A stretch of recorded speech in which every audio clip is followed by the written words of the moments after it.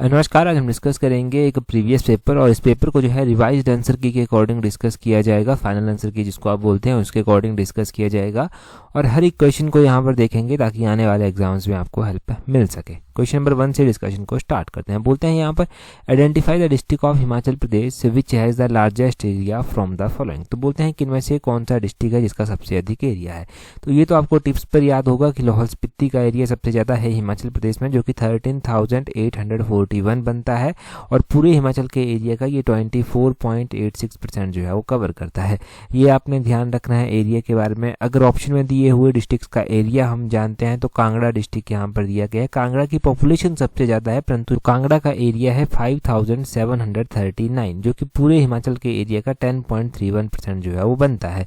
अगर हम शिमला डिस्ट्रिक्ट की बात करें, जो कि हिमाचल प्रदेश की कैपिटल है, शिमला का जो एरिया है वो 5,131 स्क्वायर किलोमीटर जो है वो बनता है, जो कि पूरे हिमाचल के एरिया का जो है वो 9.22% जो है वो बनता है। कितना? 9.22% बनता है। अगर हम कुल्लू डिस्ट्रिक्ट की बात करें तो कुल्लू का जो एरिया है वो है 5,503 स्क्वायर किलोमीटर, जो कि पूरे हिमाचल के एरिया का 9.88% जो है वो बनता है।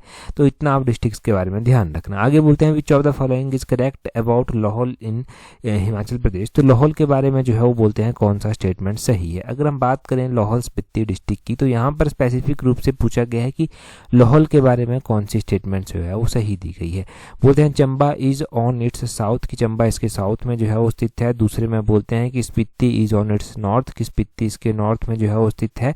तीसरे में बोलते हैं Kullu is on its west, की कुल्लू इसके वेस्ट में है। और बोलते हैं कि रिवर भागा इज लोकली कॉल्ड गारा। अगर हम बात करते हैं चंद्रा और भागा दो अलग अलग नदियां बहती हैं और ये जो भागा नदी है ना, भागा नदी को जो है वो गारा भी लोकल भाषा में बोला जाता है। ये स्टेटमेंट बिल्कुल सही दी गई है, बाकी स्टेटमेंट्स तो सही नहीं दी गई हैं। ठीक है, यहाँ पर पूछा गया था स्पेसिफिक लाहौल के बारे में ही। यहाँ पर हिमाचल के मैप में आप देखिए ये लाहौल स्पीति डिस्ट्रिक्ट है। लाहौल यहाँ जैसे जो है वो आता है, ऊपर लाहौल आता है, नीचे स्पीति जो है वो आता है। चंबा इसके साउथ में नहीं आता, चंबा साइड में जो है वो आता है। अगर हम डायरेक्शंस में देखेंगे तो वेस्ट साइड जो है ये आता है, साउथ में नीचे कांगड़ा इसके आ जाता है। यहाँ पर जो है वो कुल्लू देखने को मिल जाएगा, यहाँ पर किन्नौर देखने को जो है वो मिल जाएगा। तो इस तरह से आपने एग्जैक्टली ध्यान रखना है कि कौन सा डिस्ट्रिक्ट लाहौल स्पीति से जो है वो किस डायरेक्शन में आता है। और चंद्रा और भागा दो अलग अलग नदियां हैं, जहां पर ये दोनों नदियां आपस में आकर मिलती हैं। उस स्थान को तांदी नामक स्थान बोलते हैं। तांदी में जो है वो क्या होता है, यहाँ पर कहा जाता है कि चंद्रा भागा नदियां मिलती हैं, आगे चलकर ये चंद्रा भागा के नाम से बहती हैं, फिर उसके आगे चेनाब के नाम से जानी जाती हैं। और तांदी में जो है वो द्रौपदी का अंतिम संस्कार भी हुआ था, ये भी कहा जाता है। अगला क्वेश्चन देखिए क्या बोलते हैं which of the following district of Himachal Pradesh had the lowest literacy rate among the urban population as per census 2001। तो यहाँ पर 2001 की जनगणना के अकॉर्डिंग पूछा गया है कि 2001 की जनगणना के अनुसार, परंतु यहाँ पर एक पॉइंट है कि ऊपर 2001 दिया गया है, नीचे 2011 दिया गया है। ठीक है, यहाँ पर 2011 ही मान के चलेंगे कि 2011 की जो जनगणना हुई, 2011 की जनगणना के अनुसार हिमाचल प्रदेश के किस शहर में जो शहरी जनसंख्या है उसका साक्षरता दर जो है वो सबसे कम है।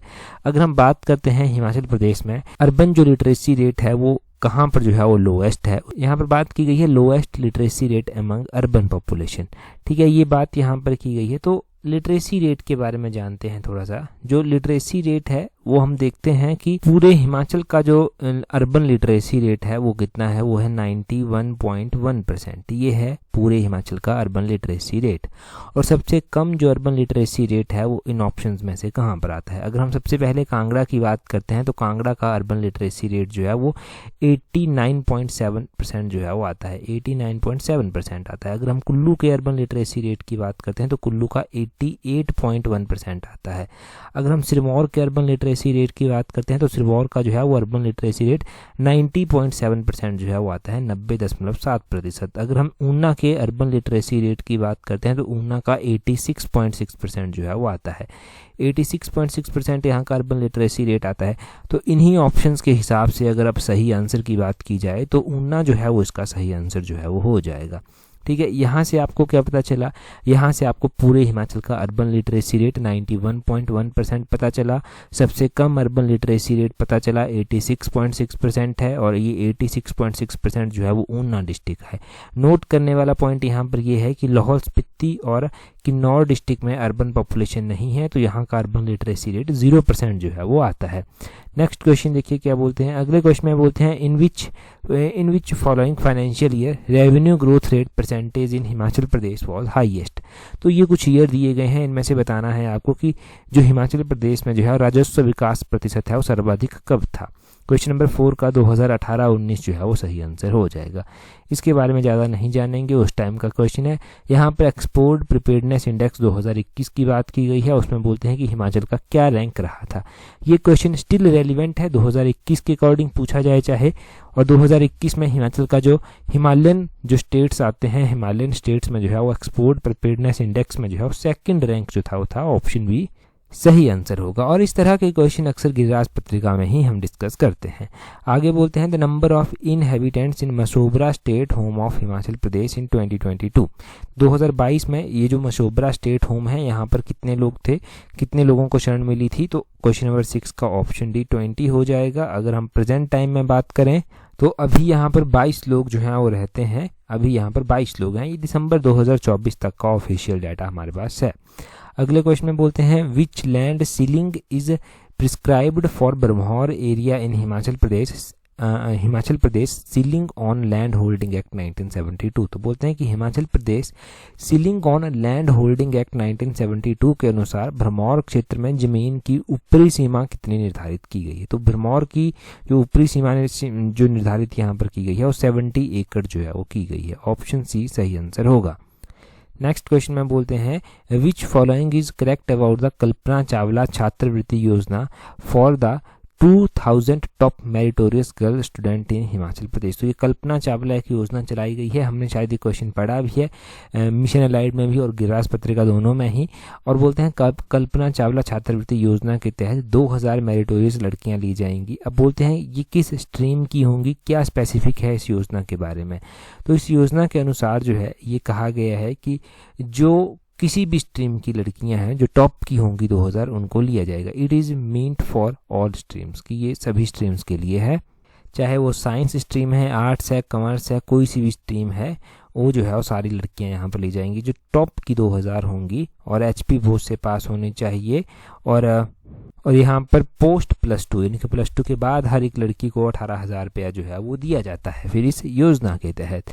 ठीक जी। अगला क्वेश्चन देखिए क्या बोलते हैं। अगले क्वेश्चन में बोलते हैं of the following who become the winter queen of Himachal Pradesh in Manali winter carnival 2023। 2023 का विंटर कार्निवल जब हुआ था मनाली में तो उसमें बोलते हैं विंटर क्वीन कौन बनी थी। तो इस क्वेश्चन को उस टाइम स्क्रैप कर दिया गया था, तो still we will not discuss this question. अगला क्वेश्चन देखिए बोलते हैं identify the control of Himachal Pradesh over the hydel power generated from its river from the following. तो बोलते हैं कि हिमाचल में जितनी हाइडल परियोजनाओं से जो है वो बिजली उत्पन्न की जाती है, आपको बताना है कि हिमाचल का कंट्रोल जो है वो कितने के ऊपर है।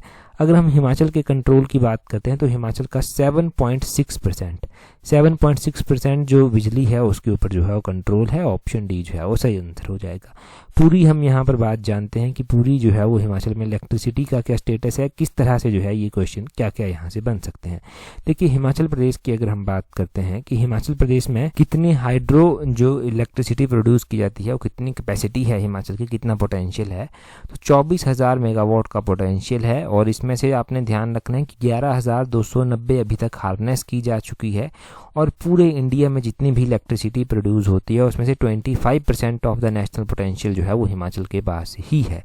और इसमें से भी अगर हम बात करते हैं कि बाकी तो सेंट्रली सारा कंट्रोल है, परंतु हिमाचल सरकार के पास जो है वो कितना कंट्रोल है, तो हिमाचल के पास जो है जो जितना भी जनरेट होती है नदियों से अलग अलग परियोजनाओं से यहाँ पर बिजली, हिमाचल सरकार के पास 7.6% का जो है वो कंट्रोल है सिर्फ और सिर्फ। तो इतना सब आप यहाँ से नोट करेंगे। अगला क्वेश्चन देखिए क्या बोलते हैं identify the location of the Gemur monastery in Himachal Pradesh. तो बोलते हैं कि हिमाचल प्रदेश में ये गैमूर मोनेस्ट्री कहाँ पर आती है, उसकी लोकेशन आपको आइडेंटिफाई करनी है।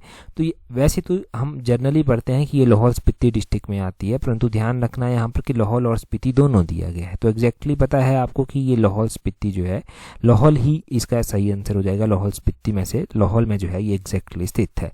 मोनेस्ट्रीज की बात की जाए तो ये गैमूर मोनेस्ट्री लाहौल स्पीति में आती है। ये जो है आपने ध्यान रखना है कि 11 to 12 सेंचुरी को बिलोंग जो है वो करती है। कश्मीरी स्टाइल में जो है ये बनी हुई है और लगभग केलोंग से जो है ये जो है वो लगभग 12-18 किलोमीटर की दूरी पर जो है वो आती है। इतना सही दूरी है और भागा वैली भी जो है वो यहाँ पर आती है जिसमें ये फॉल जो है वो करती है। इतना ध्यान रखना है। इसके अलावा शाशूर मोनेस्ट्री लाहौल में ही जो है वो आती है जो कि 7 सेंचुरी की है, देवा ग्यास्तों के द्वारा जो है वो बनाई गई है। और अब अगर आप बात करेंगे ताबो मोनेस्ट्री की तो वो स्पीति में आती है। ताबो मोनेस्ट्री भी इम्पोर्टेंट है। ये जो है वो 996 AD में जो था वो बनाई गई मोनेस्ट्री है। ठीक है, इस मोनेस्ट्री को जो है वो 996 AD में बनाया गया था और अजंता ऑफ हिमालयस भी जो है वो इसको बोला जाता है। तायुल मोनेस्ट्री अलग से आती है। तायुल मोनेस्ट्री 17th सेंचुरी की मोनेस्ट्री है। खारदंग मोनेस्ट्री भी लाहौल में ही आती है। खारदंग भी इंपॉर्टेंट गोम्पा एक है। तो इतना सा नोट यहाँ से कर लेना। अगले क्वेश्चन में बोलते हैं identify the district of Himachal Pradesh which had the lowest number of non agricultural credit cooperative societies in 2020-2021 from the following. 2020-21 में हिमाचल प्रदेश में जो non agriculture credit cooperative societies हैं वो कौन सा जिला है जहाँ पर ये सबसे कम थी। सबसे कम ये कहाँ पर थी, ये चंबा जिले में थी। ऑप्शन डी जो है वो इसका सही आंसर होगा। इसके बारे में इतना ही ध्यान रखेंगे। आगे बोलते हैं Gochi festival of Himachal Pradesh is held at which of the following area. तो ये गोची फेस्टिवल कहाँ पर मनाया जाता है। गोची फेस्टिवल हर साल मनाया जाता है और हर साल ये जो है वो केलोंग लाहौल स्पीति में मनाया जाता है। ऑप्शन सी केलोंग में ये मनाया जाता है। केलोंग में या फिर लाहौल स्पीति की ही हम एग्जैक्टली बात करें तो लाहौल स्पीति में बहुत सारे फेयर फेस्टिवल जो हैं वो अलग अलग टाइम पर जो है वो मनाए जाते हैं। लाहौल स्पीति के जो फेयर फेस्टिवल हैं उसमें जो है वो लदराचा फेस्टिवल जो है वो आ जाता है। हालदा फेस्टिवल आ जाता है। उसी में ही जो है हम पढ़ते हैं पौरी मेला एक यहाँ पर आ जाता है। जिधेज मेला यहाँ पर एक आ जाता है, जिढ़ेज मेला। और यहाँ पर इस तरह के फेस्टिवल जो है वो मनाए जाते हैं। लोसर फेस्टिवल है वो तो कॉमनली वहाँ पर मनाया जाता है जहाँ पर बुद्धिस्ट लोग रहते हैं। क्वेश्चन नंबर 14 में बोलते हैं consider the following about Himachal Pradesh. तो हिमाचल प्रदेश के बारे में कुछ कथन दिए गए हैं, उनके ऊपर विचार करना है। बोलते हैं Bushahr art is wholly indigenous की बुशहर की जो कला है वो टोटली जो है वो स्थानीय है। और आगे बोलते हैं there are varieties of influence in Bushahr art की बुशहर कला में विभिन्न प्रकार इसमें जो है वो विविध प्रभाव जो था वो थे, मतलब इसमें काफ़ी इन्फ्लुएंसर्स जो था वो थे। आगे बोलते हैं Virbhadra Singh was chief minister of Himachal Pradesh for 6 time की वीरभद्र सिंह 6 बार हिमाचल के मुख्यमंत्री थे। नेक्स्ट में बोलते हैं the river Sutlej Beas Giri flow through the district of Shimla की सतलुज ब्यास गिरी जो है वो शिमला से होकर गुजरती हैं। देखिए अगर हम बात सबसे लास्ट स्टेटमेंट की करते हैं तो लास्ट स्टेटमेंट तो बिल्कुल गलत है क्योंकि ब्यास नदी का कोई संबंध यहाँ पर नहीं है। सतलुज नदी बहती है यहाँ से, तो ये गलत हो गया। अगर हम वीरभद्र सिंह की बात करते हैं तो बिल्कुल सही बात है, वो 6 बार मुख्यमंत्री हिमाचल के जो था वो रहे थे। और उसी तरह जो है हम बात करते हैं there are varieties of influences on Bushahr art. तो बुशहर आर्ट में अलग अलग तरह के इन्फ्लुएंसेस थे, ये भी बात सही है। और Bushahr art is wholly indigenous, ये बात गलत है कि ये पूरी तरह से जो था वो स्थानीय थी, ये गलत है। सिर्फ क्वेश्चन नंबर 14 में जो है वो हमें देखने को मिलता है दूसरा और तीसरा स्टेटमेंट सही है। Option B only 2 and 3 is correct. ठीक है, यही सही है और बाकी गलत है। आगे बोलते हैं what is the rank of Chamba district in transparency and accountability in district good governance index 2021। तो स्टिल नॉट इतना इंपॉर्टेंट नहीं है ये, परंतु फिर भी ध्यान रखेंगे कि उस टाइम तीसरा रैंक था। ठीक है, अगला क्वेश्चन हम डिस्कस करेंगे, नेशनल इंटरनेशनल जीके लगती है, परंतु अगला क्वेश्चन डिस्कस करें उससे पहले अगर आप तैयारी अपकमिंग HPRC की TGT JVT और पेपर 1 के लिए कर रहे हैं तैयारी अलग से, तो आप हमारी कॉम्प्रिहेंसिव टेस्ट सीरीज को ज्वाइन कर सकते हैं जिसका लिंक नीचे डिस्क्रिप्शन बॉक्स कमेंट बॉक्स में दिया गया है। सीरियसली तैयारी कर रहे हैं तो आपके लिए ये एक सही अपॉर्चुनिटी है टेस्ट सीरीज को अवेल करने की। नीचे डिस्क्रिप्शन बॉक्स में जो लिंक दिया गया है टेस्ट सीरीज का, वहाँ से ज्वाइन टाइमली कर लेना। क्वेश्चन नंबर 16 में बोलते हैं national statics day is designed designated by government of India on. तो बोलते हैं कि नेशनल स्टैटिक्स डे मनाया जाता है, राष्ट्रीय आंकड़े दिवस मनाया जाता है। तो बोलते हैं कि किस दिन को नामित किया गया है ये मनाने के लिए। ये जो स्टैटिक्स डे मनाया जाता है हर साल मनाया जाता है और ये जो है वो हर साल 29 जून को मनाया जाता है। ऑप्शन सी सही आंसर है। अब भी जब मनाया गया था तो उत्तीर्ण सीरीज में डिस्कस हुआ था, टेलीग्राम पर भी इसका क्विज पोस्ट किया गया था। आगे बोलते हैं consider the following about the Indian state of Tripura. तो त्रिपुरा के बारे में कुछ कथन दिए गए हैं। बोलते हैं more than half of its cultivable land is irrigated, कि यहाँ की आधी से अधिक कृषि भूमि जो है वो सिंचाई होती है उसकी। About 80% of its power is generated from hydel project, कि यहाँ पर लगभग 80% जो बिजली होती है वो हाइडल प्रोजेक्ट से जो है वो आती है। और उससे आगे जो है वो बोलते हैं कि its share boundary with Assam in east, की असम के साथ ईस्ट में बाउंड्री लगाता है। और उससे आगे बोलते हैं it has one international airport, कि यहाँ पर जो है वो एक इंटरनेशनल एयरपोर्ट जो है वो स्थित है। तो इसका जो है वो पहला स्टेटमेंट बिल्कुल सही है कि more than half of its cultivable land is irrigated, ये सही है। और चौथी सही है कि it has one international airport. तो इसका ऑप्शन डी, चौथा और पहला जो है वो सही आंसर सिर्फ होगा। क्वेश्चन नंबर 17 का जो है वो ऑप्शन डी जो है वो सही आंसर है। क्वेश्चन नंबर 18 में बोलते हैं of the following whom is awarded Padma Vibhushan in 2024। 2024 में पद्म विभूषण इनमें से जो है वो किसको दिया गया था, उस टाइम का करंट अफेयर है। तो ये दिया गया था बिंदेश्वर पाठक को, ठीक है। इनका नाम आपने ध्यान रखना है। ये जो सुलभ ऑर्गेनाइजेशन है उसके लिए इनको दिया गया था, ठीक है। उसमें अच्छा काम किया था इन्होंने। अगला क्वेश्चन देखिए क्या बोलते हैं, of the following fiscal deficit पूछा गया है इंटरम बजट 2024 के अकॉर्डिंग 2024-25 का। तो उसी टाइम का ये क्वेश्चन है, क्वेश्चन नंबर 19 भी। इसका ऑप्शन डी 5.1% हो जाएगा। अगले क्वेश्चन में बोलते हैं identify from the following article of Indian constitution which says that untouchability is एबोलिश्ड। तो भारतीय संविधान का कौन सा आर्टिकल ये कहता है कि छुआछूत की समाप्ति, इसके बारे में वो बात करता है। तो क्वेश्चन नंबर 20 का ऑप्शन बी आर्टिकल नंबर 17 जो है वो सही आंसर है। अच्छा, इंडियन कॉन्स्टिट्यूशन का ये आर्टिकल 25 किसकी बात करता है, जल्दी से कमेंट कर बताइए। अगला क्वेश्चन देखेंगे। नेक्स्ट क्वेश्चन में क्या बोलते हैं how many states were recommended by the State Reorganisation Act 1956 for India. तो बोलते हैं कि जो राज्य पुनर्गठन एक्ट था 1956 का, इसने भारत के लिए कितने राज्यों की सिफारिश जो था वो की थी। तो ये क्वेश्चन हमने अभ्यास सीरीज में पढ़ा हुआ है, टीजीटी जेबीटी वाली जो अभ्यास सीरीज है, बड़े डिटेल से मैंने बताया है कि इसमें जो है वो 14 स्टेट थे। तो 21 का ऑप्शन बी सही आंसर हो जाएगा। बाकी कुछ यूटी भी थी जिसमें हिमाचल भी एक आता था। 6 यूनियन टेरिटरी जो था वो इसके द्वारा रिकमेंड की गई थी। 14 स्टेट और 6 केंद्र शासित प्रदेश रिकमेंड इसके द्वारा किए गए थे। और हिमाचल भी उस टाइम केंद्र शासित प्रदेश ही जो था वो बना था। आगे बोलते हैं identify the location of Pachwara central coal mine in state of India. तो ये पछवाड़ा सेंट्रल कोल माइन जो है वो कहाँ पर स्थित है, ये जो है वो झारखंड में स्थित है। ऑप्शन ए सही आंसर है। आगे बोलते हैं which of the following city of Haryana state has been placed lowest in Swachh Survekshan 2023। तो ये 2023 की बात की जा रही है, इसको हम ज़्यादा डिस्कस भी नहीं करेंगे। 24 देखिए, ये भी जो है वो उस टाइम का करंट अफेयर का क्वेश्चन है। आगे बोलते हैं यहाँ पर डैन्यूबे रिवर फॉर्म्स बाउंड्री बिटवीन। तो ये डैन्यूबे रिवर है, ये किसके बीच में सीमा जो है वो बनाती है। तो ये नदी ध्यान रखना है कि ये नदी जो है वो किसके बीच में सीमा बनाती है, ये बल्गारिया और रोमानिया के बीच में बाउंड्री बनाती है। 25 का ऑप्शन डी सही आंसर हो जाएगा। आगे बोलते हैं in the time of which USA president the Watergate scandal took place. तो ये वाटरगेट स्कैंडल था किस यूएस प्रेसिडेंट के कार्यकाल के दौरान हुआ था। तो ये जो था वो रिचर्ड निक्सन के कार्यकाल के दौरान हुआ था। ऑप्शन सी सही आंसर है। आगे बोलते हैं in which of the following country is located the headquarter of NATO. तो नाटो यानी कि नॉर्थ अटलांटिक ट्रीटी ऑर्गेनाइजेशन की बात की गई है। नाटो का हेडक्वार्टर जो है वो कहाँ पर, कौन सी कंट्री यहाँ पर पूछा गया है, ना कि एग्जैक्टली हेडक्वार्टर। तो कौन सी कंट्री में इसका हेडक्वार्टर है, बेल्जियम। ऑप्शन ए सही आंसर है। बेल्जियम के ब्रुसेल्स में नाटो का हेडक्वार्टर स्थित है। अगला क्वेश्चन नोबेल प्राइज से संबंधित है, उस टाइम का है, वी विल नॉट डिस्कस। अगले क्वेश्चन में बोलते हैं which of the following is not correctly match. तो इसमें देखिए नॉट करेक्टली मैच जब आपसे पूछा गया है तो 29 नंबर क्वेश्चन की अगर हम बात करते हैं तो इसका ऑप्शन सी ये सही आंसर हो जाएगा। मेरेडिथ तलूशन ये कास्ट बुक से संबंधित नहीं है, ये इसका सही हो जाएगा। नॉट करेक्टली मैच, बाकी करेक्टली मैच किए गए हैं। ये भी वैसे करंट अफेयर का क्वेश्चन ही है। यूएस ओपन 2023 की बात की गई है, हम बात करेंगे अभी 2025 की। तो ये जो यूएस ओपन 2025 है अभी चला हुआ है, अगस्त में चला हुआ है। ये अगस्त सितंबर 7 तक जो है कंप्लीट हो जाएगा, तो उस टाइम में इसके विनर आएंगे। परंतु 2024 में इसके विनर कौन थे, 2024 में जेनिक सिनर इसके विनर थे मेंस कैटेगरी में, और वुमेन्स कैटेगरी में अरेना सबलेंका इसकी विनर थी। तो ये दोनों ध्यान रखना है 2024 के। 2025 के नाम जब भी आएंगे वो आपके साथ शेयर कर दिए जाएंगे। उसके लिए हमारी उत्तीर्ण सीरीज है, कोई भी करंट अफेयर वहाँ पर नहीं छूट सकता आपका।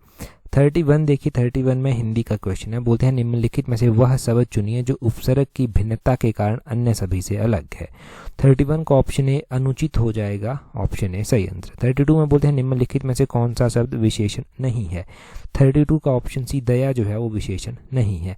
आगे बोलते हैं क्रांतिकारी शब्द संज्ञा के किस भेद का उदाहरण है। तो क्रांतिकारी शब्द जो है वो संज्ञा जातिवाचक संज्ञा का जो है वो भेद है, ऑप्शन बी सही आंसर है।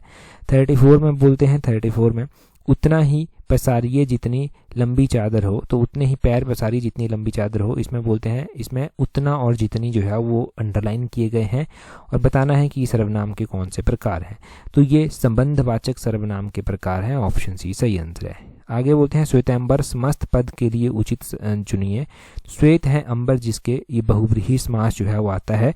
35 का ऑप्शन सी जो है वो सही आंसर इसका हो जाएगा। 36 में बोलते हैं वाक्य में विधेय का अर्थ क्या है। तो 36 की हम बात करें तो वाक्य में विधेय का अर्थ है उद्देश्य के बारे में कथन, ऑप्शन डी जो है वो सही आंसर है। आकाश में काले काले डैश छा गए, तो आकाश में काले काले क्या छा गए। आकाश में काले काले वारिद छा गए, ऑप्शन ए जो है वो सही आंसर है। मुझसे हंसा नहीं जा सकता वाक्य में मुख्य क्रिया क्या है। इसमें मुख्य क्रिया हंसना है, ऑप्शन डी जो है वो सही आंसर है 38 का। 39 में बोलते हैं निकल रही थी मर्म वेदना करुणा विकल कहानी सी, इस पंक्ति में कौन सा अलंकार है। तो 39 में जो है वो उपमा अलंकार हो जाएगा, ऑप्शन सी सही आंसर है। खाक छानना मुहावरे का क्या अर्थ है। तो खाक छानना मुहावरे का अर्थ है दर दर भटकना, ऑप्शन सी जो है वो सही आंसर है। 46 में एक और पेज इसमें भी आएगा, एक और पेज जो आएगा इसको ही पहले डिस्कस कर लेते हैं 41 से। 41 में क्या बोलते हैं, 41 में बोलते हैं यहाँ पर फिल इन द ब्लैंक्स है। All writers dash language as a tool dash express their feeling. तो 41 का ऑप्शन है all writers use language as tool to express their feeling, option A जो है वो सही आंसर है। 42 में बोलते हैं choose the right option to fill in the blanks. तो बोलते हैं my brother has got 2 children dash boy and dash girl. 42 का जो है वो सही हो जाएगा ऑप्शन सी, ऑप्शन ए इसमें हो जाएगा। माई brother has got 2 children a boy and a girl, option इसका जो है सी सही आंसर है। आगे बोलते हैं choose the correct active voice of the following sentence. तो एक्टिव वॉइस आपको चूज करना है। इसमें बोलते हैं the work will have been completed by the time you come back. तो इसका जो है 43 का जो है वो ऑप्शन बी सही आंसर हो जाएगा। They will have completed the work by the time you come back. अगले क्वेश्चन में बोलते हैं choose the indirect form. He said to me I played my part well. 44 का ऑप्शन है he said to me that he had played this part well. आगे 45 में rearrange करना है तो इसको SPTQRE सही हो जाएगा, इसको रीअरेंज करके देख लेना, ठीक है। 45 के बाद चलता है अब ये 46 वाला क्वेश्चन, ठीक है। इसमें बोलते हैं कि अंडरलाइन वर्ड जो है वो उसका आपको साइनोनियम यानी कि सिमिलर मीनिंग बताना है। तो he felt pain without any ostensible cause. तो ऑस्टेंसिबल जो है वो अंडरलाइन किया गया है, इसका आपको साइनोनियम मतलब सिमिलर मीनिंग बताना है। तो इसका हो जाएगा अपेरेंट, ऑप्शन बी सही आंसर है। ऑस्टेंसिबल का मतलब होता है प्रत्यक्ष, आप इसको बोल सकते हैं, प्रत्यक्ष इसका मतलब होता है, और अपेरेंट भी वैसा ही मिलता जुलता है। आगे भी साइनोनियम ही बताना है। आई रिक्यूज्ड का साइनोनियम बताना है आपको, कि पहले पता होना चाहिए कि ये रिक्यूज्ड होता क्या है, फिर इसका साइनोनियम की बात हम करेंगे। रिक्यूज्ड होता है अलग कर लिया, किसी चीज़ को अलग कर लिया, तो आई रिक्यूज्ड माई सेल्फ, मैंने अपने आप को अलग कर लिया, ठीक है, फ्रॉम द गवर्निंग कमेटी। 47 का ऑप्शन है विड्रू हो जाएगा, कि मैंने आपको उससे बाहर निकाल लिया, जो गवर्निंग कमेटी थी उससे मैंने आपको अपने आप को बाहर निकाल लिया। आगे बोलते हैं a dash substance transmits and diffuses light so that the object on the other side are not clearly visible. तो 48 का हो जाएगा ऑप्शन सी, ट्रांसक्यूलेंट हो जाएगा इसका, ऑप्शन सी सही आंसर है, ट्रांसक्यूलेंट इसका सही आंसर है। आगे बोलते हैं choose the option which can replace the given sentence without changing the meaning. तो सेंटेंस है Mohan is so busy that he can not attend the meeting. 49 का बी हो जाएगा Mohan is too busy to attend the meeting, option B जो है वो सही answer है। आगे चूज द करेक्ट सेंटेंस में बोलते हैं, यहाँ पर करेक्ट सेंटेंस चुनना है। तो क्वेश्चन नंबर 50 का option C, that Ritu is the best soldier has been proved once again beyond doubt. तो ये इसका 50 का जो है वो ऑप्शन सी सही आंसर हो जाएगा। तो ये पेपर हमने कम्प्लीटली पूरा का पूरा ही डिस्कस कर लिया। जो क्वेश्चन रेलिवेंट नहीं थे वो हमने डिस्कस नहीं भी किए, वो छोड़ भी दिए। बाकी सारा पेपर एक रिवीजन के लिए आपके जो है यहाँ पर रिवाइज्ड आंसर की के अकॉर्डिंग डिस्कस कर लिया। टेलीग्राम पर ज्वाइन करने के लिए अपने टेलीग्राम से @allexam31 करके सर्च करना, आपको हमारा टेलीग्राम चैनल मिल जाएगा। आज की इस वीडियो में इतना ही। That's all for today. Thank you very much for watching and listening it very patiently.